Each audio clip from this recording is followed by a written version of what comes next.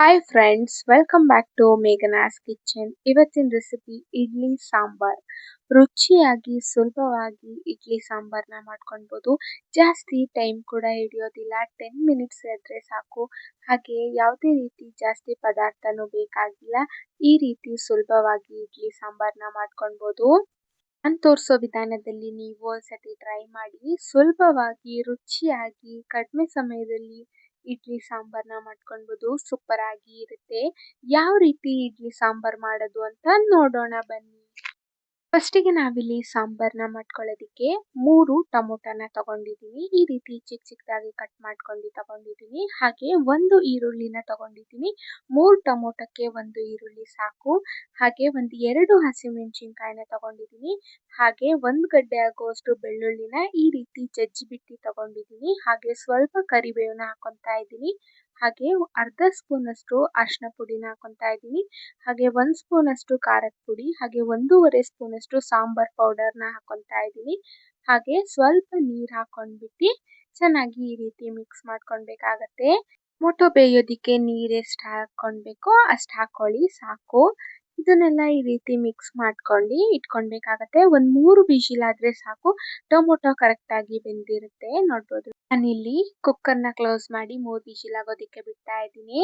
ನೋಡ್ಬೋದು, 3 ವಿಶಿಲ್ ಆಗಿದೆ. ಕುಕ್ಕರ್ನ ಆರೋದಿಕ್ಕೆ ಬಿಟ್ಟ ಆದ್ಮೇಲೆ ನಾವು ಕುಕ್ಕರ್ನ ಓಪನ್ ಮಾಡ್ಕೊಳ್ಬೇಕಾಗತ್ತೆ. ನೋಡ್ಬೋದು, ಬಿಸಿ ಆರಿದೆ. ಇವಾಗ ನಾನು ಕುಕ್ಕರ್ನ ಓಪನ್ ಮಾಡ್ಕೊಂಡಿದ್ದೀನಿ. ಈ ರೀತಿ ಟೊಮೊಟೊ ಚೆನ್ನಾಗಿ ಬೆಂದಿರ್ಬೇಕಾಗತ್ತೆ. ಈ ರೀತಿ ಸಾಫ್ಟ್ ಆದ್ರೆ ಸಾಕು. ಇದನ್ನ ನಾವು ಸ್ಮ್ಯಾಶರ್ ಸಹಾಯದಿಂದ ಈ ರೀತಿ ಸ್ಮ್ಯಾಶ್ ಮಾಡ್ಕೊಳ್ಬೇಕಾಗತ್ತೆ. ನೋಡ್ಬೋದು, ನಾನು ಟೊಮೊಟೊ ಎಲ್ಲ ಸಾಫ್ಟ್ ಆಗಬೇಕು ಅಲ್ಲಿ ತನಕ ಚೆನ್ನಾಗಿ ಸ್ಮ್ಯಾಶ್ ಮಾಡ್ಕೊಳ್ಬೇಕಾಗತ್ತೆ. ನಿಮಗೆ ಆ ಗಟ್ಟಿ ಕನ್ಸಿಸ್ಟೆನ್ಸಿ ಸಿಗುತ್ತೆ, ಆ ರೀತಿ ಆದ್ರೆ ಸಾಕು. ಈ ರೀತಿ ಟೊಮೊಟೊ ಸಿಪ್ಪೆ ಏನಾದರೂ ಇದ್ರೆ ಅದನ್ನ ನೀವು ತಕ್ಕೊಂಡು ಇಟ್ಕೊಳ್ಬೋದು. ನೋಡ್ಬೋದು, ಈ ರೀತಿ ಸಾಫ್ಟ್ ಆಗಿ ಸ್ಮ್ಯಾಶ್ ಮಾಡ್ಕೊಳ್ಬೇಕಾಗತ್ತೆ. ಈ ರೀತಿ ಆದ್ರೆ ಸಾಕು. ಸ್ವಲ್ಪ ಗಟ್ಟಿ ಅನಿಸ್ತಾ ಇದೆ, ಹಾಗಾಗಿ ನಾನಿಲ್ಲಿ ಸ್ವಲ್ಪನೇ ನೀರು ಹಾಕೊತಾ ಇದ್ದೀನಿ. ಅರ್ಧ ಗ್ಲಾಸ್ ಅಷ್ಟು. ಸಾಂಬಾರ್ ಎಷ್ಟು ಬೇಕೋ ನೋಡ್ಕೊಂಡ್ಬಿಟ್ಟು ನೀರು ಹಾಕೊಳ್ಳಿ. ನೀರನ್ನ ಹಾಕೊಂಡಾದ್ಮೇಲೆ ಚೆನ್ನಾಗಿ ಮಿಕ್ಸ್ ಮಾಡ್ಕೊಂಡು ಸ್ವಲ್ಪ ಕುದಿಯೋದಿಕ್ಕೆ ಬಿಡಬೇಕಾಗತ್ತೆ.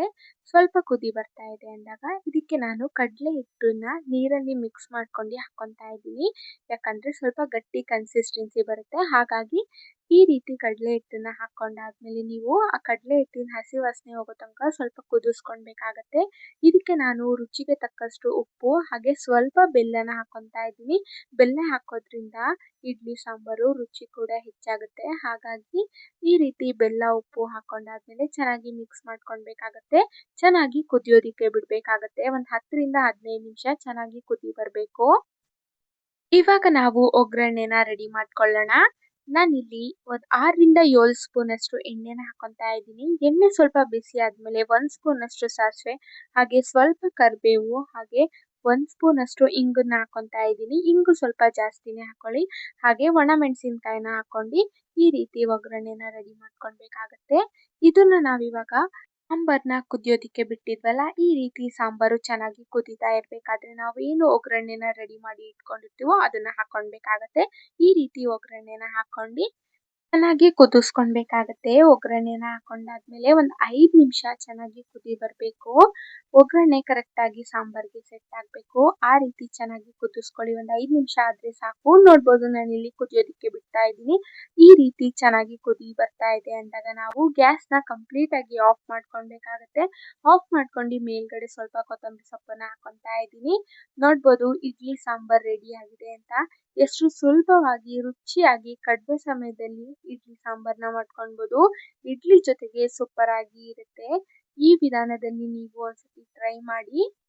ನಾನಿಲ್ಲಿ ಸರ್ವ್ ಮಾಡ್ಕೊತಾ ಇದ್ದೀನಿ. ಎಷ್ಟು ಸೂಪರ್ ಆಗಿ ಇಡ್ಲಿ ಸಾಂಬಾರ್ ರೆಡಿ ಆಗಿದೆ ಅಂತ. 10 ನಿಮಿಷ ಇದ್ರೆ ಸಾಕು. ಈ ರೀತಿ ಸೂಪರ್ ಆಗಿ ಇಡ್ಲಿ ಸಾಂಬಾರ್ನ ಮಾಡ್ಕೊಳ್ಬೋದು. ಈ ವಿಧಾನದಲ್ಲಿ ನೀವು ಒಂದ್ಸತಿ ಟ್ರೈ ಮಾಡಿ. ಬ್ರೇಕ್ಫಾಸ್ಟ್ಗೆ ಸೂಪರ್ ಆಗಿ ಇರುತ್ತೆ. ಇಡ್ಲಿ ಜೊತೆಗೆ ಇಡ್ಲಿನ ನೀವು ಬೇಯಿಸ್ಕೊಳಕ್ಕಿಟ್ರೆ ಅಷ್ಟೊತ್ತಿಗೆ ಈ ಸಾಂಬಾರ್ ರೆಡಿ ಆಗಿರುತ್ತೆ. ಈ ರೆಸಿಪಿನ ನೀವು ಒಂದ್ಸತಿ ಟ್ರೈ ಮಾಡಿ ಹಾಗೆ ಕಮೆಂಟ್ ಬಾಕ್ಸಲ್ಲಿ ತಿಳಿಸಿ ಹೇಗಾಗಿತ್ತು ಅಂತ.